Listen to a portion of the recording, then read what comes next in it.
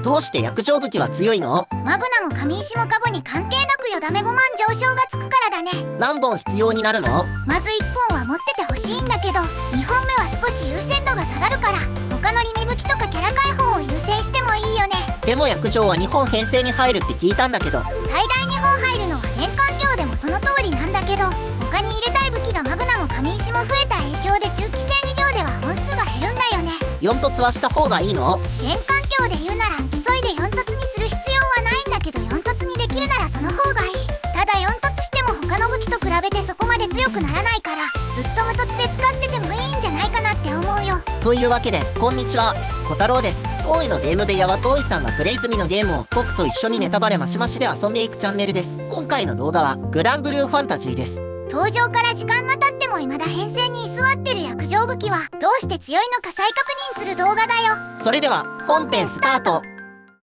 チャンネル登録1500人ありがとう。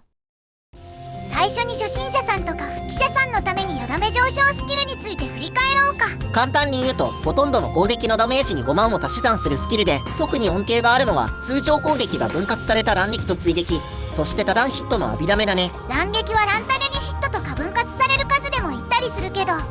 えばこの前投稿したフェザー君が乱タレ6ヒットする動画は、本来のフェザー君はトリプルアタックのそれぞれに5万ずつ足し算されるから、通常攻撃本体へのよだめ上昇は15万だけど、アーティファクトで乱タレ6ヒットに分割されて一撃が6回になって、トリプルアタックは 3×6 で18ヒットしてて、それぞれに5万が加算されるから、約定武器1本で90万もダメージが上乗せされるんだね。そしてフェザー君は自前で追撃を2種類持ってて、サンダルフォンとネハンと水着マーズが追撃をつけてたから、1ヒットごとに5個の追撃が追加されて、90万 ×6 で540万も約定武器で追加されるね。っていう感じで、ヒット数が多いほど効果が高くなるのがよだめ上昇スキルだね。ただし奥義演出でヒット数が多くても、奥義は1ヒット扱いだから、奥義軸の編成ではかなり優先度が低くなるスキルだね。それが現環境で約定武器を編成から外す理由の一つだね。少し前まで奥義軸はそんなに主流じゃなかったんだけど、古戦場に250フェルが登場して奥義軸が活躍するようになったことで、火力の上昇幅が通常軸とか浴びダメ軸と比べて相対的に低くなったのと、250フェルは耐久力がないと完走できない難易度だから、耐久力を伸ばせない約定武器は真っ先に編成から抜けていくんだよね。それでも約定武器1本は編成に入れると討伐タイムが縮む場合が多いから、最低でも無突1本は持ってた方がいいって感じだね。それに古戦場で言えば肉集めから200ヘルまで使おうと思えば約定2本を編成に入れられるし、普段の周回とか救援編成なら瞬間火力は高い方がずっといいから、結局よだめ上昇を簡単に10万稼げる約定2本あれば使うんだよね。なくても困らないけど、あればやれることが増えるから2本目を用意するって感じだよね。だから優先度は下がるけど、そのうち2本目ストックしたくなるってことで。それでも今は入れたい武器が多すぎるんだよね。マグナならマグナ3のブースト武器を最大5本まで編成できるし、週末オメガ極世紀で3枠は埋まってるし、行くところによって連撃率とか HP とか防御とか基礎火力とか盛りたいスキルが多くて約定武器2本も入れらんないよね。上石は新しいリミ武器が増えてきて、約定1本もやっと入れてる感じだよね。例えば光のバサラ刀でブースト武器の FS2 本とクリティカル目的でアーク1本、週末オメガ極世紀、そこに約定のハルモニア2本とバサラ刀入れるのかって話で、さすがに武器枠が爆発してるよね。片面パミーシの短期通常軸ならアーク抜いてワールド武器入れたりできるから、まあ約定2本は入るんだけど、短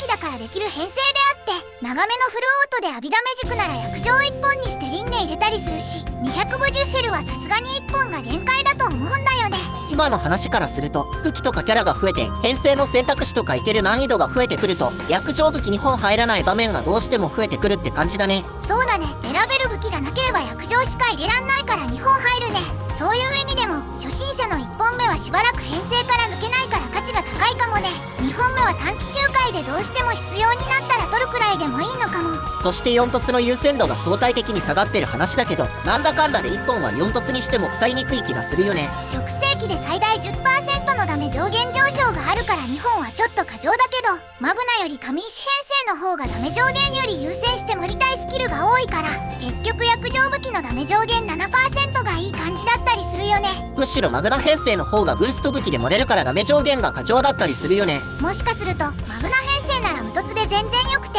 上神石移行するときに4突を検討するって感じかもね。ここまでの話を整理して逆上武器が強い理由と2本目とか4突の話をまとめると、逆上はほとんどの攻撃に5万追加するスキルだから、特に短期通常軸を大幅に強化してくれるところが魅力的で、浴びダメにも効果があるからかなり汎用性の高いスキルな上に、マグナでも神石でも効果量が変わらないから、初心者から上級者まで様々な編成で一定の役割が持てて腐りにくいところが強い理由だね。そして最近の編成から抜けていく理由は、古戦場に150ヘルの登場で扇軸の評価を上げてるところが大きくて、マグナも神石も入れたい武器が増えすぎて武器枠が爆発してることと、スキルで耐久力を上げることができないから難易度が上がるほど抜けていくって感じだね。そして薬上武器1本目は今でも優先度が高くて、特に条件もなくよだめ5万上昇は汎用性の塊みたいなスキルだから、他のリミ武器と比べても腐りにくい武器なのが理由だね。薬上2本目は短期周回の火力補強の面では今も優秀だから、自分が必要だなって思ったらストックしたらいいよ。